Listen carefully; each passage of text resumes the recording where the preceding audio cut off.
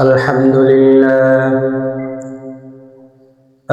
لله حمدا كثيرا وسبحوه بكرة وأصيلا ونشهد أن لا إله إلا الله وأن محمدا عبده ورسوله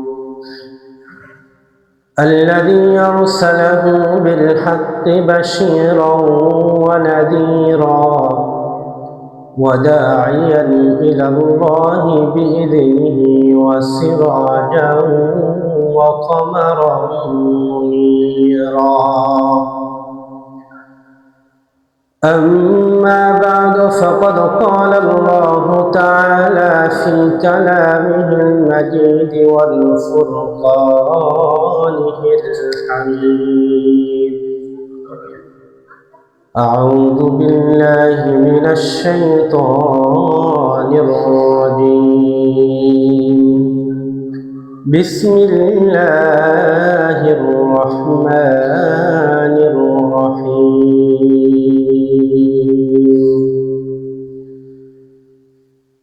ومن الناس من يقول آمنا بالله وباليوم الآخر وما هم بمؤمنين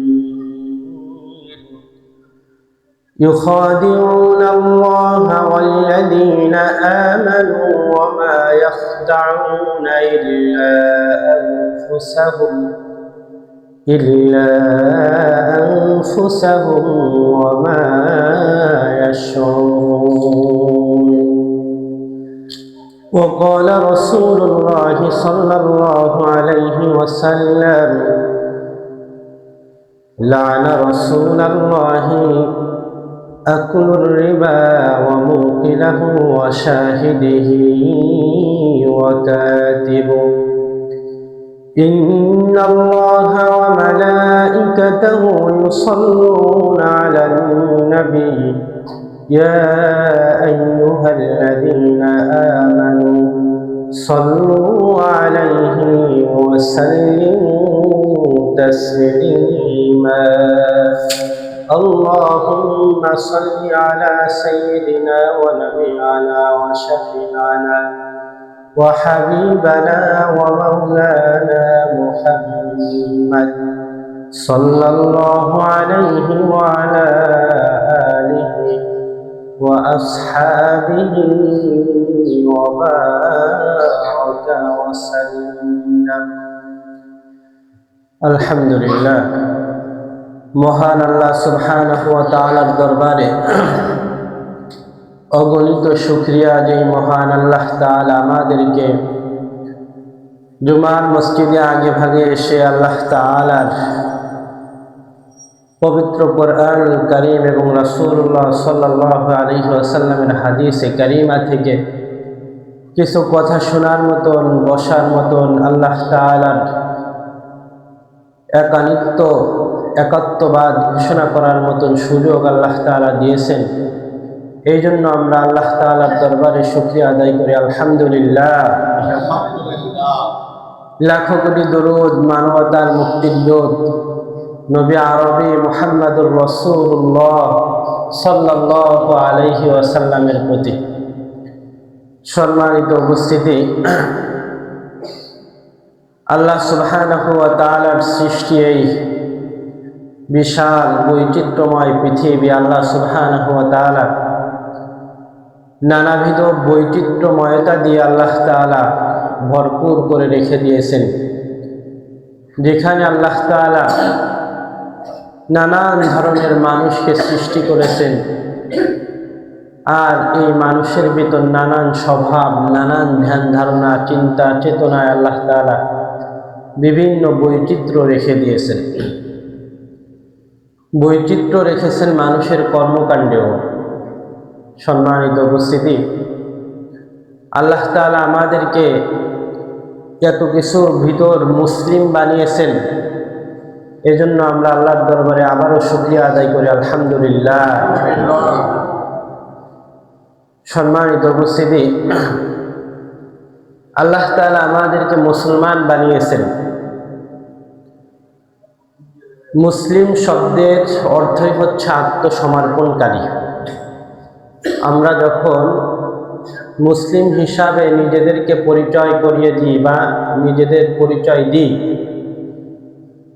সর্বপ্রথম এই মুসলমানিত্বের যে বিষয়টা আমাদের ভিতর তৈরি হওয়া উচিত এই পরিচয় গ্রহণ করার ক্ষেত্রে, সেটা হচ্ছে আল্লাহ সুবহানাহু ওয়া তাআলার সকল বিধান, তার যত রীতিনীতি যা কিছু আছে তার পক্ষ থেকে যেটা আদেশ হয়েছে এবং যেটা নিষেধ হয়েছে, সমস্ত বিষয় কোনো দ্বিধাদ্বন্দ্ব, তর্ক বিতর্ক, ভালো মন্দ কোনো কিছু যাচাই বাছাই করা ছাড়াই সে বিষয়ের উপর আনুগত্য পোষণ করার নামই হচ্ছে মুসলিম। কি তাই না?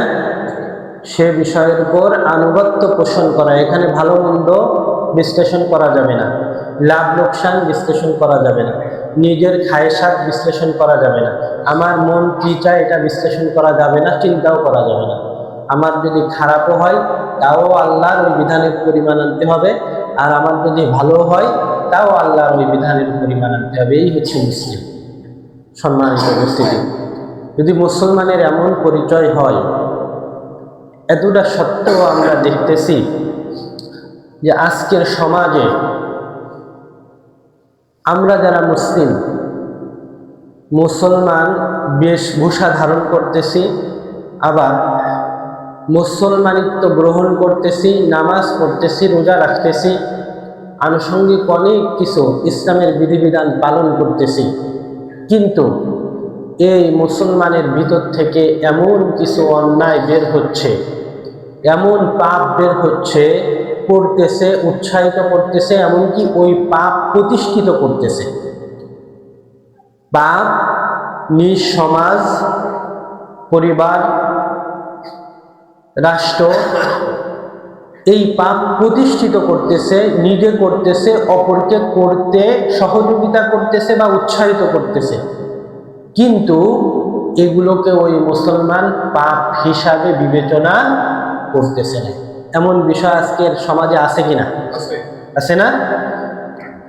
তো আজকে আমরা দেখব যে মুসলমানগণ পাপ করতেছে, হারাম কাজ করতেছে, কবিরা গুনাহ করতেছে, কিন্তু সেটাকে পাপ মনে করতেছে না, কবিরা গুনাহ মনে করতেছে না। এই বিষয়গুলোর কারণ কি এবং এমন কোন কোন বিষয় আছে যেগুলোকে আমরা অহরহ করতেছি কিন্তু আসলে পাপ মনে হচ্ছে না, এর কিছু বিষয় আমরা দেখার চেষ্টা করব। সম্মানিত উপস্থিতি,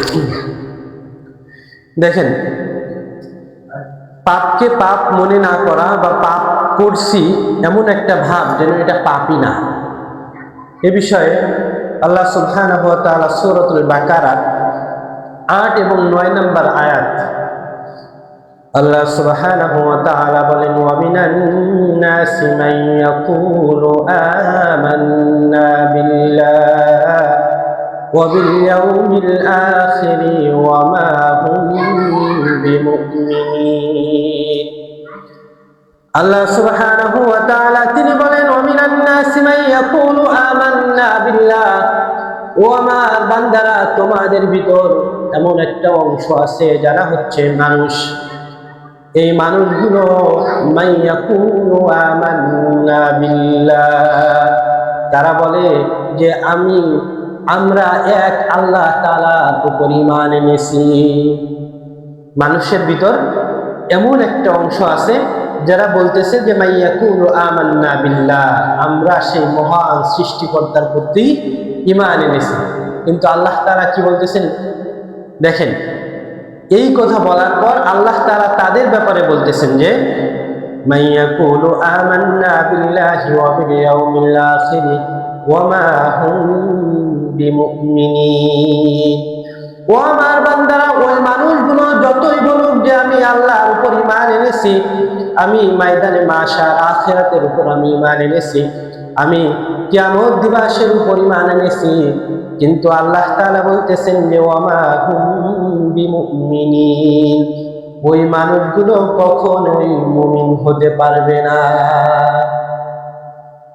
এটা হচ্ছে মানুষের একটা অংশের পরিচয় আল্লাহ তাআলা দিলেন। এখন সেই অংশটা কারা? এটা হচ্ছে 8 নম্বর আয়াত বললাম। এই যে যাদেরকে আল্লাহ তাআলা বলতেছেন যে তারা বলবে আমি ঈমান এনেছি আখিরাতের উপর, অন্যান্য সমস্ত বিষয়ের উপর আল্লাহর উপর ঈমান এনেছি, কিন্তু আল্লাহ তাআলা বলতেছেন যে তারা মুমিন না। তাহলে এইখান থেকে একটা বিষয় বোঝা যাচ্ছে যে মুসলমানের ভিতর ঘাপটি মারা কিছু জাতি বা কিছু লোক আছে যারা আল্লাহর উপর বিশ্বাস স্থাপন করেছে, এমর্মে স্বীকারোক্তি প্রদান করে, কিন্তু তাদের কর্মকাণ্ড এটা মুমিনের সাথে যায় না, মিলে না। সম্মানিত উপস্থিতি, তাদের পরিচয় দেখেন আল্লাহ তাআলা দিচ্ছেন, ইউখাদিউনাল্লাহা ওয়াল্লাযীনা আমানু ওয়ামা ইয়াখদাউনা ইল্লা আনফুসাহুম ওয়ামা ইয়াশউরুন। আল্লাহ সুবহানাহু ওয়া তাআলা বলেন যে ওই সমস্ত ব্যক্তি যারা ইউখাদিউনাল্লাহ, তারা আল্লাহকে ধোঁকা দিতে চায়। তারা কি চায়? আল্লাহকে ধোঁকা দিতে চায়। যদি বলেন যে কিভাবে আল্লাহকে ধোঁকা দেয়, সেটা হচ্ছে আল্লাহর বিধান লঙ্ঘন করে। আল্লাহ বলেছে বান্দা তোমার জন্য এখানে উত্তমতা আছে, উপকারিতা আছে, এই বিধান পালন করো, তোমার জন্য কল্যাণ আছে। কিন্তু যারা আল্লাহকে ধোঁকা দিতে চায় তারা চিন্তা করে যে আল্লাহর এই বিধান বাদ, আমি যদি আমার চিন্তা আমার খায়েশাত পূরণ করি, আমি যদি অমুক ভাইয়ের কথা শুনি, আমি যদি দুনিয়ার চিন্তা চেতনা নিয়ে আমি এগিয়ে যাই, তাহলে অমুক জায়গায় আমি সফলতা পাবো। এই চিন্তা চেতনায় তারা আল্লাহর হুকুমকে তারা অবাধ্যতার ভিতর নিয়ে যায়। আছে না এমন? হ্যাঁ, যদি বলি আমাদের প্রত্যেকটা মানুষই এর ভিতর একটা অংশ আমরা চলে আসে আমাদের। দেখেন, আল্লাহকে আমরা প্রতারণা করতেছি আল্লাহর সাথে। আল্লাহ বলেছে পর্দা করো, আমরা চিন্তা করি পর্দা এটা এমন একটা বিষয় হয়ে গেছে যে নর্মাল হয়ে গেছে, এটাকে আমরা গুনাহ মনে করি না। আমরা বিভিন্ন নেশা, সমাজে নেশার বিস্তার, আমরা চিন্তা করি আসলে এগুলো আমরা অহরহ করতেছি, কিন্তু এগুলোকে আমরা গুনাহ মনে করতেছি। আমরা অর্থনৈতিক বিষয় সুদকে আমরা লাভ মনে করতেছি, কিন্তু আল্লাহ তাআলা বলতেছেন যে সুদ হচ্ছে হারাম, অথচ এটাকে আমরা সফলতার মানদণ্ড, অর্থনৈতিক সফলতা হিসেবে আমরা গ্রহণ করতেছি। তাহলে কি হলো? আল্লাহর সাথে ধোঁকা দেওয়া হলো না? আল্লাহর সাথে ধোঁকা দেওয়া হলো কিনা? কিন্তু আল্লাহ তাআলা বলতেছেন যে তারা আল্লাহ তাআলাকে ধোঁকা দিতে চায়। ওয়াল্লাযীনা আমানু ওয়া মা ইয়াখদাউনা ইল্লা আনফুসাহুম ওয়া মা ইয়াশউরুন। কিন্তু ওই সমস্ত ব্যক্তিরা আল্লাহকে ধোঁকা দিতে যে তারা নিজেরাই ধোঁকায় পড়ে, ওয়া মা ইয়াশউরুন, তারা এটা বুঝতে পারে না। কার কথা এটা? তাহলে সমাজে এমন অবস্থা আছে কিনা? তাই না? তাই এই সমস্ত ব্যক্তিরাই কি করে? এই সমস্ত ব্যক্তিরা সমাজে অহরহর পাপ প্রতিষ্ঠিত করতেছে, পাপ নিজেরা করতেছে, সমাজে করতেছে, কিন্তু এটাকে পাপ মনে করতেছে না। সম্মানিত উপস্থিতি, দেখেন, পাপকে যদি আমরা পাপ মনে না করি বা মনে করি না কেন, এই যে আমরা পাপগুলো করতেছি, এই পাপগুলোকে আমরা পাপ মনে করি না, এর কারণ কি? দেখেন, এর কারণ হচ্ছে যে সমাজে কম বেশি সবাই করে, কি তাই না? কি হুজুর আর কি সাধারণ মানুষ সবাই করে, করে না? দেখেন, একটা খারাপ কাজ একজনের সুবিধা হয়েছে, এটা করতে হবে, করেছে, এবার একজন যায় বলল যে ভাই তুমি তো এটা করেছো, এটা কেন করলে? এটা তো কোরআন এবং হাদিস এটা সমর্থন করে না। ওই লোক বলবে কি যে অমুক হুজুর তো করেছে। কি আছে না এরকম? তাহলে কি হুজুর আর কি সাধারণ মানুষ, প্রত্যেকটা মানুষের ভিতরে এমন ভাবে এই অন্যায়গুলো প্রসারিত হয়েছে যে তারা এটাকে পাপ মনেই করে না। আর এটা না করার অন্যতম কারণ যেটা, সেটা হচ্ছে সমাজে এটা বিস্তার এবং ব্যাপকতা অনেক বেশি, সবাই করে, তাই আমরা এটা করতে দ্বিধা করি না, এটাকে পাপ মনে করি না। কি সত্য কিনা? সত্য না? দেখেন এই বিষয়ে আল্লাহ তাআলা কি বলছেন, স্বয়ং রাসূল সাল্লাল্লাহু আলাইহি ওয়াসাল্লামকে বলতেছেন, সূরা আনআম 116 নম্বর আয়াত, وَإِن تُطِعْ أَكْثَرَ مَنْ فِي الْأَرْضِ يُضِلُّوكَ عَنْ سَبِيلِ اللَّهِ إِن يَتَّبِعُونَ إِلَّا الظَّنَّ وَإِنْ هُمْ إِلَّا يَخْرُصُونَ وَإِن تُطِعْ أَكْثَرَ مَنْ فِي الْأَرْضِ يُضِلُّوكَ عَنْ سَبِيلِ اللَّهِ, ও আমার রাসূল, আপনি যদি অধিকাংশ মানুষের অনুসরণ করে থাকেন, ওয়াইন তুতি আকসারা মান ফিল আরদি দিল্লুকা আন সাবিলিল্লাহ, সবাই করে এই জন্য যদি আপনি সমস্ত কাজগুলো এভাবে করেন যে সবাই করতেছে তাই আমিও করি, যদি বিষয়টা এমন হয় তাহলে আল্লাহর নবী সাল্লাল্লাহু আলাইহি ওয়াসাল্লামকে আল্লাহ তাআলা জানিয়ে দিচ্ছেন যে ইউদিল্লুকা আন সাবিলিল্লাহ, তাহলে অবশ্যই অবশ্যই তুমি আল্লাহর পথভ্রষ্ট হবা। যদি আল্লাহর বিধান অনুযায়ী না হয়, যদি সবাই করতেছে তাই আমিও করি, যদি বিষয়টা এমন হয় তাহলে অবশ্যই অবশ্যই সে কি হয়ে যাবে? পথভ্রষ্ট হয়ে যাবে।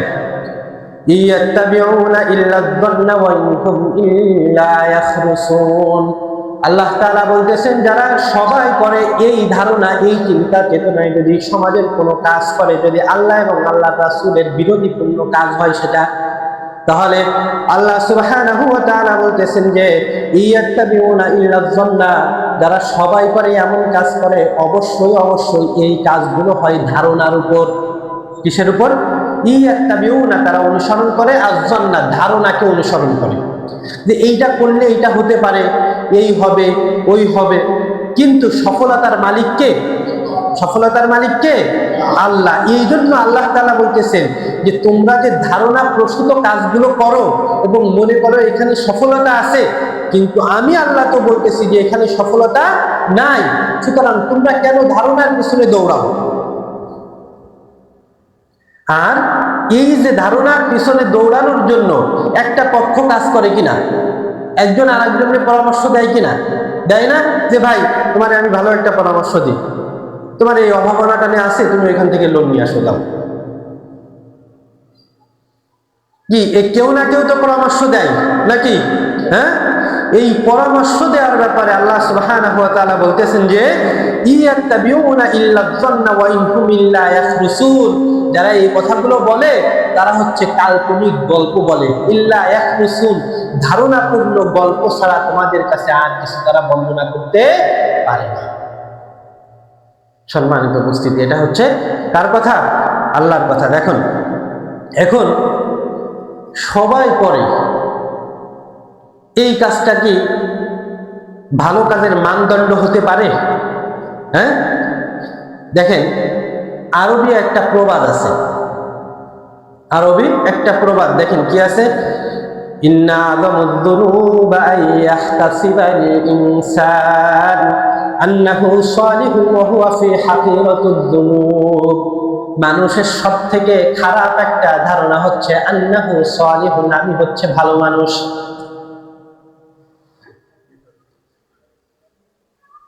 দাড়ি নাই, পাপ অন্যায় অবিচার করতেছে, সুন্নাতের পাবন্দি নাই, একজন ব্যক্তি ইমানদার, ইমানদার পরিমাপের জন্য বাহ্যিকতা যতটুকু প্রয়োজন তার কোনো চিহ্ন নাই, কিন্তু সে আবার বলবে নামাজ না পড়লে কি হয়েছে, আমি তোমার থেকে ভালো মানুষ। আছে না? বলে কি না? হ্যাঁ, এমন লোকের সংখ্যা সমাজে একেবারে কম না। হ্যাঁ, দেখেন এই যে রাসূল সাল্লাল্লাহু আলাইহি ওয়াসাল্লাম, এই যে একটা আরবি প্রবাদে যেখানে বলতেছে যে ইন্না আযামুদ-দুনুবা ইয়াহতাসিবাল ইনসানু আন্নাহু সালিহুন, মানুষ সব সময় চিন্তা করে যে আমি ভালো মানুষ, কিন্তু এটা হচ্ছে মানুষের জন্য সবথেকে বড় একটা পাপ, এটা হচ্ছে মানুষের জন্য সবথেকে বড় একটা পাপ। এবং কি বলতেছে? বলতেছে হচ্ছে আন্নাহু সালিহুন ওয়া হুয়া হাকিরাতুন ফিদ-দুনুব, কিন্তু যে ব্যক্তি বলতেছে যে আমি হচ্ছে ভালো মানুষ, কিন্তু তার দিকে তাকাইলে দেখা যায় যে সে ক্ষুদ্র ক্ষুদ্র হাজার লক্ষ লক্ষ পাপের ভিতর সে হাবুডুবু খায়। আছে না? হ্যাঁ আছে। সম্মানিত উপস্থিতি, যদি সবাই করে এই কাজটা যদি সত্যের মানদণ্ড না হয়, তাহলে সত্যের মানদণ্ড কি হতে পারে? আমি যে কাজগুলো করতেছি এই কাজগুলো যথাযথ কিনা? সবাই করতেছে এই নিয়ে আমি করবো না, কোরআন হাদিস এই শিক্ষা দেয় না। কিন্তু কোরআন এবং হাদিস কি শিক্ষা দেয়? কোন কষ্টি পাথরে আপনি মূল্যায়ন করবেন আপনার কাজকে? কোন পাল্লা দিয়ে আপনি আপনার কাজকে কি করবেন? মূল্যায়ন করবেন যে আমার এই কাজটা যথাযথ কিনা। আল্লাহ নবী সাল্লাল্লাহু আলাইহি ওয়াসাল্লাম ঐতিহাসিক ভাষণ, পৃথিবী যতদিন থাকবে ততদিন পর্যন্ত যে ভাষণের কথা কেউ মুছতে পারবে না, বিদায় হজ। এই বিদায় হজে আল্লাহ নবী সাল্লাল্লাহু আলাইহি ওয়াসাল্লাম বলেছিলেন, তারাকতু ফীকুম আমরাইন লান তাদিল্লু মা তামাসসাকতুম বিহিমা কিতাবাল্লাহি ওয়া সুন্নাতা রাসূলি। ও আমার উম্মতেরা, আমি মুহাম্মদুর রাসূলুল্লাহ সাল্লাল্লাহু আলাইহি ওয়াসাল্লাম চিরদিন থাকবো না, এমনকি আমার পৃথিবীগত হওয়ার সময় একেবারে আসন্ন, আমি অল্প দিন হয়তো বেঁচে থাকবো বা চিরদিন বেঁচে থাকতে পারবো না। তোমাদের কোনটা ভুল, কোনটা ভালো, কোনটা মন্দ, এগুলো আমার থেকে তোমরা চিরদিন শুনতে পারবা না। তবে তোমাদের কাছে আমি দুইটা জিনিস রেখে যাচ্ছি। এই দুইটা জিনিসকে তোমরা যদি ভালোভাবে আঁকড়ে ধরো এবং ওই অনুযায়ী যদি তোমরা চলতে পারো, তাহলে তোমাদেরকে পৃথিবীর জমিনে কেউ পথভ্রষ্ট করতে পারবে না। আল্লাহ নবী সাল্লাল্লাহু আলাইহি ওয়াসাল্লাম বললেন যে ওই দুইটা জিনিস কি? রাসূলুল্লাহ সাল্লাল্লাহু আলাইহি ওয়াসাল্লাম সাহাবাদেরকে জানালেন, ও আমার সাহাবারা, তোমরা এই দুইটা জিনিস কি জানো কি? আল্লাহ নবী সাল্লাল্লাহু আলাইহি ওয়াসাল্লাম বললেন যে ওই দুইটা জিনিসের প্রথমটা হচ্ছে কিতাবুল্লাহ, দ্বিতীয়টা হচ্ছে ওয়া সুন্নাতা রাসূলি। প্রথম জিনিস যেটা সেটা হচ্ছে আল্লাহর কিতাব, আল্লাহর কোরআনকে আমি তোমাদের কাছে রেখে যাচ্ছি। আর দ্বিতীয়টা হচ্ছে আমি রাসূলুল্লাহ সাল্লাল্লাহু আলাইহি ওয়াসাল্লামের যে সুন্নাত, যে পন্থা পদ্ধতি, আমার জীবন আদর্শ, আমি যা কিছু রেখে যাচ্ছি, এগুলো দিয়ে যদি তোমাদের কর্মকাণ্ড তোমরা পরিমাপ করো, পৃথিবীর জমিনে কিয়ামত পর্যন্ত তোমাদেরকে কেউ পথভ্রষ্ট করতে পারবে না। তাহলে ওই যে বলেছি যে অধিকাংশ মানুষ করে, তাই আমি করতেছি। আমি কিন্তু শুধু আপনাদের কথা বলি না, আমার কথাও বলেছি। একটা উদাহরণ দিয়েছি, অনেক সময় দেখা যায় যে একটা খারাপ কাজ করতেছে বা ইসলাম বহির্ভূত একটা কাজ করতেছে, একজন যায় বলতেছে যে এই কাজ কেন করো? ও উদাহরণ দিচ্ছে অমুক হুজুর তো করে, সে তো আমার এই কাজের সাথে জড়িত আছে, এই লেনদেনের সাথে জড়িত আছে, এই আছে ওই আছে। তো হুজুর যদি করে, হুজুর কি কোনো মানুষের কোনো কর্মকাণ্ড, ইসলামের কোনো কাজ ভালো কি খারাপ, এটা পরিমাপের মানদণ্ড হতে পারে? হ্যাঁ, পারে না। সুতরাং আপনি আমি আমাদের কর্মকাণ্ড ভালো কি মন্দ, এটা যাচাই বাছাই করতে হলে অবশ্যই কিতাবুল্লাহ ওয়া সুন্নাত রাসূলি, আল্লাহর কিতাব এবং রাসূলের সুন্নাতের কাছে আপনাকে আসতে হবে। আর এর বাইরে যদি আপনি যান, সবকিছুই পরিত্যাজ্য, সবকিছুই অগ্রহণযোগ্য। সম্মানিত উপস্থিতি, দেখেন তাহলে এই যে সত্যের মানদণ্ড কি, এটা আমরা জানলাম যে আমাদের সমাজে অনেক কাজ আছে যেগুলো আমরা অহরহ করি কিন্তু গুনাহ মনে করি না। এখন এই যে গুনাহ মনে না করার কারণ কি জানেন? হ্যাঁ, এই গুনাহ মনে না করার কারণ কি? 13 নম্বর পারা সর্বপ্রথম আয়াত, একেবারে সূরা ইউসুফের 53 নম্বর আয়াত। এই গুনাহ মনে না করার কারণ, এবং বরংবার একই গুনাহ রিপিট করা, একই গুনাহ বারবার করা, সমাজে প্রতিষ্ঠিত করতেছি গুনাহ, পরিবারে প্রতিষ্ঠিত করতেছি, নিজে করতেছি, এর ভিতরে সীমাবদ্ধ না। এটার কারণ আল্লাহ সুবহানাহু ওয়া তাআলা পবিত্র কোরআনুল কারীমের সূরা ইউসুফ 53 নম্বর আয়াত, 13 নম্বর পারা প্রথম পৃষ্ঠার সর্বপ্রথম আয়াতে আল্লাহ সুবহানাহু ওয়া তাআলা বলতেছেন, ওমা উবাররিউ নাফসি ইন্নান নাফসা লাআম্মারাতুন বিসসুই ইল্লা মা রাহিমা রাব্বি ইন্না রাব্বি গফুরুর রহিম। আল্লাহ সুবহানাহু ওয়া তাআলা ইউসুফ আলাইহিস সালামের একটা ঘটনাকে কেন্দ্র করে এই আয়াতটা তিনি আমাদেরকে শিক্ষা দিয়েছেন। এই আয়াতে ইউসুফ নবী যখন অন্যায় করেছেন, এই মর্মে এসে যে একটা চক্রান্তে পড়ে যায়, তখন তিনি উত্তর দিয়েছিলেন, ওয়ামা উবাদদিউ নাফসি ইন্নান নাফসা লাম্মারা, নিশ্চয় আমি আমার নিজেকে কখনো নির্দোষ আমি এটা বলতে পারি না। ওমা উবাদদিউ নাফসি, আমি যে বারামুক্ত, আমি যে অন্যায় মুক্ত, আমি যে নির্দোষ, এটা আমি বলতে পারি না। কিন্তু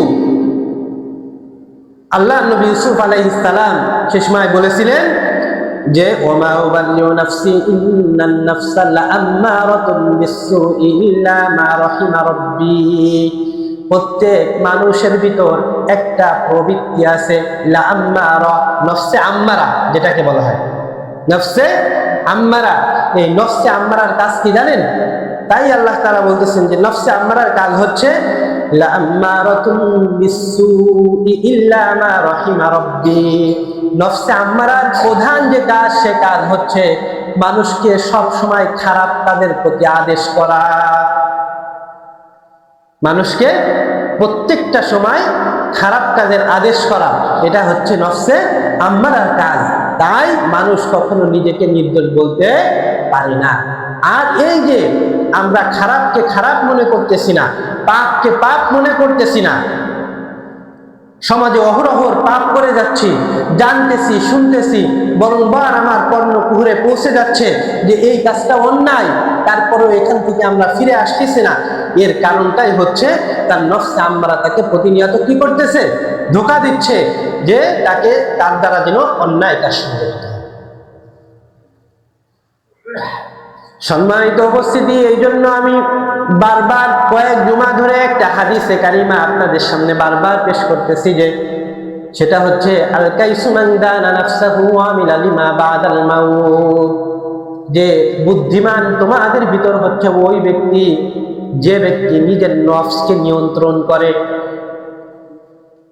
নিজের নফসকে নিয়ন্ত্রণ করে, আত্মায় অনেক কিছু চাচ্ছে, কারণ এই খাহেশা এই চিরদিনের জন্য, যতদিন মানুষ থাকবে, কিয়ামত যতদিন না হবে ততদিন পর্যন্ত এই নফসে আম্মারা তাকে প্রতিনিয়তই কি করবে?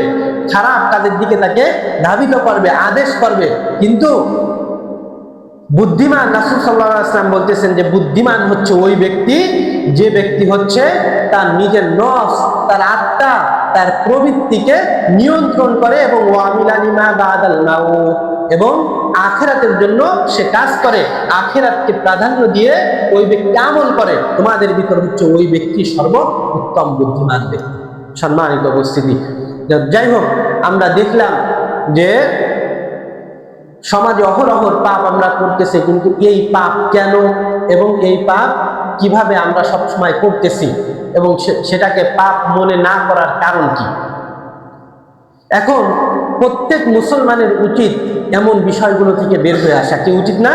উচিত। দেখেন, আমরা এবার কিছু পাপ দেখি, যে পাপগুলো আমরা অহরহর করতেছি, কিন্তু এগুলোকে আমরা কখনো অন্যায় মনে করতেছি না। দেখেন, আমরা গীবাত করি, একজনের সাথে দেখা সাক্ষাৎ হলে আমাদের অন্যতম একটা আলোচ্য সূচি হচ্ছে একজনের দুষ্টুটি খোঁজা বা বলা।